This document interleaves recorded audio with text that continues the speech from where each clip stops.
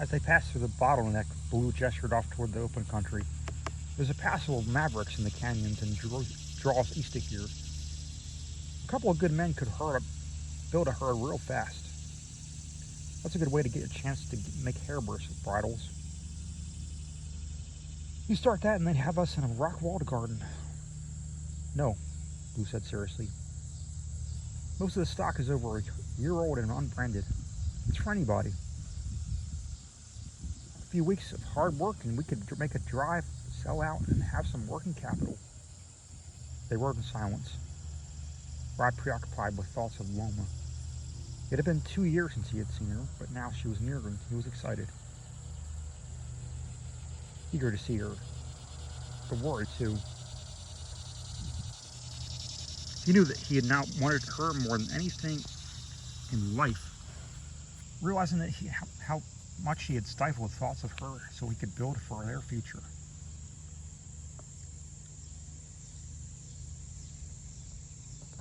Now that she had come west, her mind had been poisoned against him. She had seen him kill a man without knowing anything of what came before. Cordova lay flat and still under a baking sun. The mountains drew back disdainfully from the desert town, leaving it to fry in its own sweat and dust. A spring wagon was receiving a load of supplies in front of the general store, and a half-dozen horses stood three-legged at the hitching rail with the gemstone. Jed Blue glanced over at Rod. More than likely she'll be at M. Shipton's. It's about the only place a decent woman can stay. Want me to ride along? Wait for me at the gem. I think we could stand their whiskey. Turning the grade toward M. Shipton's, he felt a little tight inside. He dismounted, stalling a little bit, afraid of what Lone might say. All his hopes, all his dreams were bound up in her. He walked up the slatted boardwalk and entered the boarding house. Loma was standing at the end of the table in what seemed to be serious conversation with Mark Brewer. Rod, oh Rod! Yet even as he moved toward her, he saw her eyes change as they fell to his gun. He took her hands. It has been a long time. Too long. Suddenly she seemed uncertain. She half turned from him. Mark? Have you met Rod Morgan? No, I'm afraid not. Brewer's voice was cool, but not unfriendly. How are you, Morgan? Rod nodded. She had called him Mark. Very well, thanks. His tone sounded less cordial than he intended. I'm surprised to see you in town, Brewer commented. You know, I suppose that Dally Hard's gunning for you. Is he? Loma's hand had gone hold in his. She withdrew them gently. But that isn't unusual in Cordova, is it? Hasn't someone been gunning for me ever since I settled in Buckskin Run? I don't mean the Hearts or any of the small fry. Just who do you mean? If I knew that, I'd go call on him and ask some questions. Now, would you mind leaving us alone? I'd like to talk to Loma. Mark smiled, and there was a taunting amusement in his eyes. Now, why should I leave you alone? Miss Day used to be my wife. Rod felt as if he'd been kicked in the stomach. His eyes turned unbelievably to Loma's. Her eyes fell before his as she looked up. Rod, I want you to understand. I like you ever so much, but all this killing, I couldn't understand it. And Mark has been so kind. I hadn't seen you in... There's nothing to explain. He was in control again. You are as bad as the rest of them. As for Brewer, you've done your work well. You've taken advantage of the fact that Loma doesn't understand the West. Or the situation here. You sneaked, connived, and probably lied. Don't try to bully me into a shooting, Morgan. I'm not even wearing a gun. Loma was coldly furious. Rod Morgan, to think you would dare speak like that? Mark hasn't lied. He's been honest and sincere. He's told me not to believe all they said about you, but to wait and ask. He said I should see what men like Henry Childs thought of you, and... Childs? Childs, did you say? Didn't you know it was Childs in the block seat who was fighting me? He looked over at Brewer. Now you're welcome to her, Brewer. If she can go back on one man so easily, she'll go back on another. If I was wearing a gun, what then? If you like, I'll take mine off. I am not a cheap brawler. You better go now. I think you have made me stay unhappy enough. Rod Morgan turned sharply away and started for the door. Behind him, he heard a half-stifled cry as if she was calling out to him, but he did not return. He just reached his horse when he saw Jed Blue. Without waiting for an explanation, he turned toward him, knowing what was about to happen. Son, Blue spoke quietly. Dally Hart's over there. He says he'll shoot you on sight. Let him. I'm in the mood for it. If he wants trouble, he sure picked the right time. I'm sick of being pushed around. If I'm going to have a name of a killer, I might as well pay my dues. Watch yourself, son, Blue said. There may be more than one. I'll try to cover you, but keep your eyes open. Rod Morgan started up the street, spurs jingling as he walked. Inside he was boiling, but he knew he must study now. For Dally Hart was a dangerous man, much more so than his brother Reuben had been. Suddenly he found himself hating everything around him. He had come to the town a friendly stranger asking no favors of anyone, and almost from the first he was faced dislike and even hatred. Someone, he was sure, was guiding the feeling against him, disclaiming the stories that repeated them, and that person could be the one. That person could be he who killed both Tober and Weisel. That person might also be the one who knew where the gold was buried, knew what had happened so long ago in Buckskin Run. But who could possibly know? How could he know? He, or was it she? At that instant, Rod Morgan saw Dally Hart. The gunman was standing behind a horse. Now he stepped into it open with his back to the sun, putting the full glare in Rod's eyes. They were over 100 feet apart, but Rod was walking swiftly. Sights and sounds were swiped from his world, and all he could see was the slim, tall figure with a high-crowned hat standing in the middle of the street. Vaguely, he was aware that men had come from the stores and were lining the street, oblivious to the danger of ricocheting bullets. Dust arose in little puffs as he walked, and he could feel the heat of the sun on his face. His body seemed strangely light, but each foot seemed to fall onto the ground as he walked. He was going to kill this man. Suddenly, all the hatred, trouble, the confusion that seemed to center in the slim man with the taunting, challenging eyes, and the hatchet face who was swaying him. He was 60 yards away, 40 yards. Rod saw Dally's fingers spread a little. 30 yards. The expression on Hart's face changed. His tongue touched his lips. Rod was walking fast, closing the distance. 20 yards, 18, 16. There were men he knew who, proud of their marksmanship, preferred distance for their shooting. But as the distance grew less and less, they became aware that at short range grew less and less. At short range, neither man was likely to miss. Luke Short, the Dodge City gunfighter, always crowded his foes, crowded them until they lost their poise and began to back up to get distance. 14 yards. Dally's heart nerve broke as he went for his gun. Incredibly fast, and the gun lifted in smooth, unbroken movement. It came level and flowered with a sudden flame. Then his own gun bucked in his hand and bucked again. Dally Hart wavered and steadied. Something was wrong with his face. His gun came up as he fired. A blow struck Morgan. His legs went weak under him and he fired again. Hart's face seemed to turn dark and then crimson, and the gunman toppled into dust. From somewhere behind him, a gun bellowed as from a great distance he heard Jed Blue saying, "That was one. Who will be the next to die?"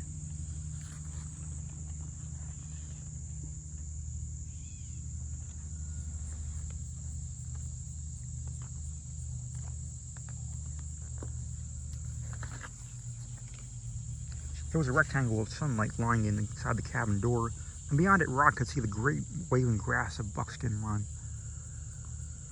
He could hear the muted sound of the stream as it boiled over rocks, gathering force to charge over the bottleneck. He was home in his own cabin. He turned his head. Everything was as he had last seen it, except for one thing. There was another bed across the room, a bed carefully made up. The table was scrubbed clean, the room freshly swept. He wondered about that, wondered vaguely how long he had been here, and who had brought him back. In the midst of his wondering, he fell asleep, and when he again opened his eyes, it was dark beyond the door, and a lamp glowed on the table. He could hear vague movements of rustling as of garments, and he felt as if he lay still, he would soon see whoever was in the room. While he was waiting, he fell asleep again, and when he wakened, it was morning again, and sunlight was shining through the doorway. Then he saw something else. Jed Blue was crouched near the window, but well out of sight. The door was barred, and someone was moving about outside. Rod started to lift himself up when he heard a voice. He recognized his Josh Shipton's. "Hello? In there? Anybody to home?" Blue made no reply. It was grotesque to see the big man crouching in silence. What was he afraid of? What could Jed Blue possibly fear from Shipton? Yet it was obvious Blue did not wish to be seen. After a while, Jed Blue stood up and, standing first to one side and the other, peered out the window. After a careful look around, he unbarred the door. Rod hastily closed his eyes and then, after a bit, stirred on the bed and simulated awakening. When he opened his eyes, the big bearded man was standing over him. "Coming out of it, are you? What happened?" "You killed Dally Hart, but he got 2 bullets in you. I was almighty busy for a few moments, but had to pack you out of town before I could patch you up. You lost a sight of blood, but the trip back here didn't do you any good. You were in on it, weren't you?" 2. Weren't you? "I thought I heard you shoot. That Block C coyote, Bob Carr, tried to shoot you in the back. And after he went down, I had to hold a gun on the others while we rode our tails out of town." "How long have I been here?" "A week or so. You were in a bad way." "Any other trouble?" "Some. Jake Sarin, that Block C ramrod, rode in here with a dozen hands. Said as soon as you could ride it, you were to get out, and they weren't warning you again. To hell with that, I'm staying. Want a partner? My offer still stands." Why not? We're cut from the same leather, I think." Rod was silent. He wanted to ask about Lamour, but it was a shame to. He waited, hoping Blue would offer some hint as to what happened to her. Was she married? Rod sighed and tried not to think of her.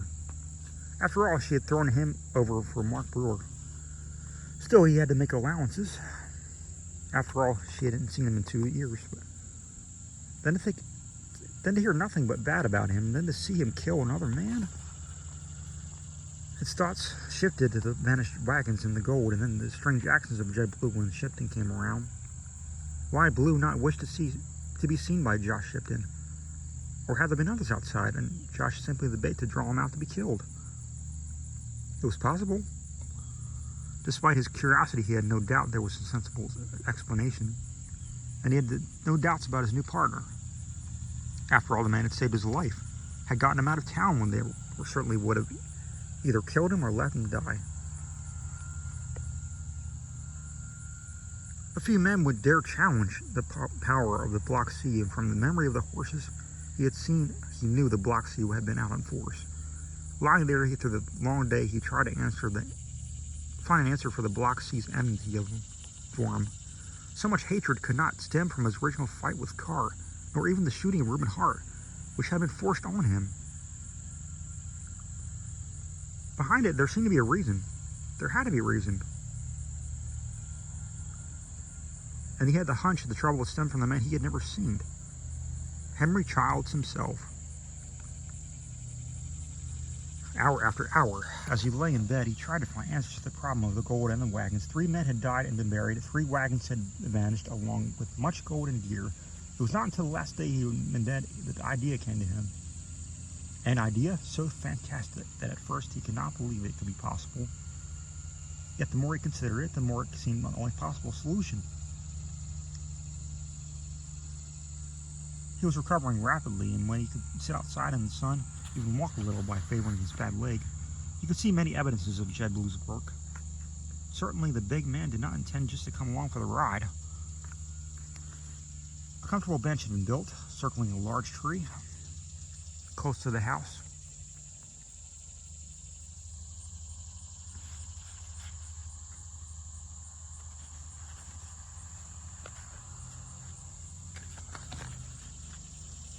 A shady, comfortable place in which to sit. A new workbench stood near the log barn, and a parapet of stones had been built, fastened with some homemade mortar. This parapet faced the cannon entrance and had loopholes for firing. It had been built, however, so it could not be used by anyone attacking the house, for a rifleman from the house could command both sides of it because of the angle at which it was built.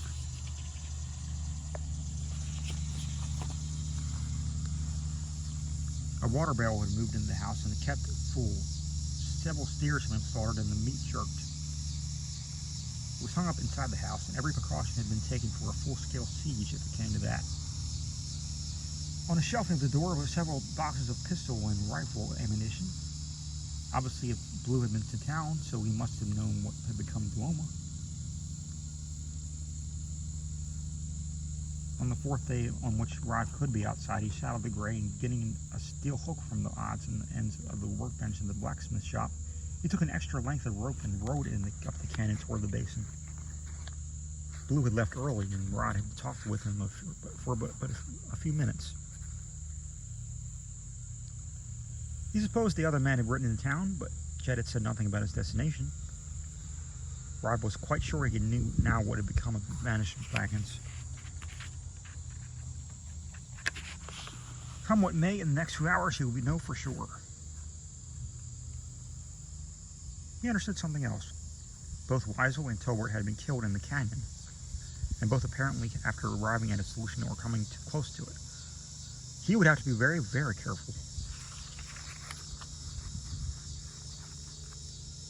Rod Morgan's sudden appearance as M. Shipton's had startled and upset Loma. Try as she might, she could not get his face from her mind, nor the hurt expression on his face when Mark told him she was to marry him. Mark Brewer. She had been standing in the boarding house when she heard the shots, and she'd rushed to the door, panic-stricken that Rod might have been killed or hurt. Mark Brewer caught her arm and stopped her. Better not go out, you might be killed. It is always the innocent ones who are hurt. It's probably just Rod Morgan killing somebody else. He had drawn her to him and kissed her lightly before turning the door. She learned two things in that instant. She did not like to be kissed by Mark Brewer, and he had lied. He was carrying a gun. He was carrying it in a shoulder holster, for it pressed against her when she was in his arms. She knew all about shoulder holsters because her uncle had been a plainclothes detective at the time when they were first beginning to be used in the East. She had not seen one since coming west. Why had he lied? Was he afraid of Rod, or did he merely wish to avoid trouble? Yet the lie worried her. There seemed to be something underhanded about that gun, for she had heard several times that Mark Brewer never wore a gun. Apparently no one believed he wore a gun, yet certainly he did. The thought rankled as the days went by. She heard that Rod had killed Dally Hart and Jed Blue killed Bob Carr. It was not until the third day that she had heard Rod Morgan had been seriously wounded and that Jed Blue carried out of town. He might be dead. Horrified, she for the first time considering her own situation. She knew none of these people.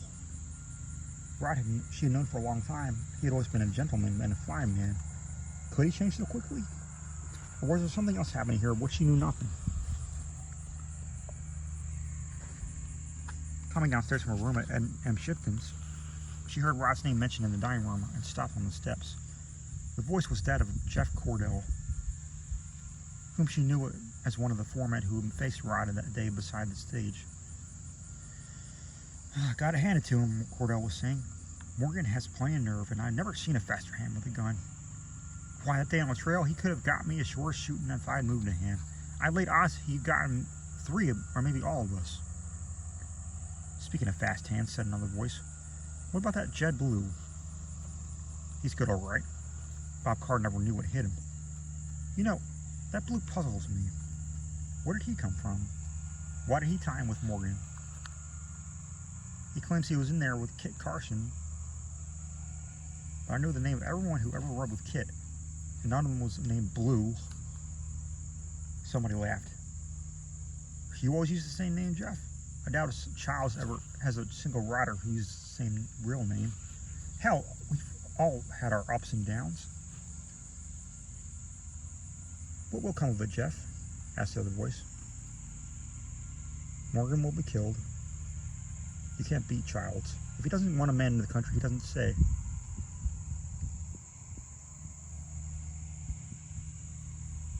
Jed Blue will get it too. Why? What's his idea? Don't try. Don't even think about it. You're getting twice a regular cowhand's wages, so just do what you're told and keep your trap shut. Childs knows why, and Brewer knows. Personally, I think the two of them are land hungry. This is good country, and they want to control it. Can't blame them for that. Aloma had gone on to her room. After she undressed and got into bed, she could not sleep. What she overheard disturbed her. There was a plot against Rod Morgan. Just as Rod had implied. Childs did want him killed. Why, Henry Childs was the wealthiest rancher anywhere around. Why would he be involved in such things? Mark Brewer and M. Shipton both spoke so highly of him, but on the other hand, who was it who first gave her first doubts about Rod? It had been M. Shipton and Mark Brewer.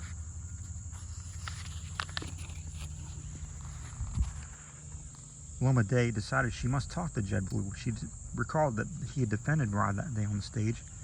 Had he known him then? No, he had not. She remembered his comments at the time she recognized Rod. It was the next day she saw Henry Childs for the first time.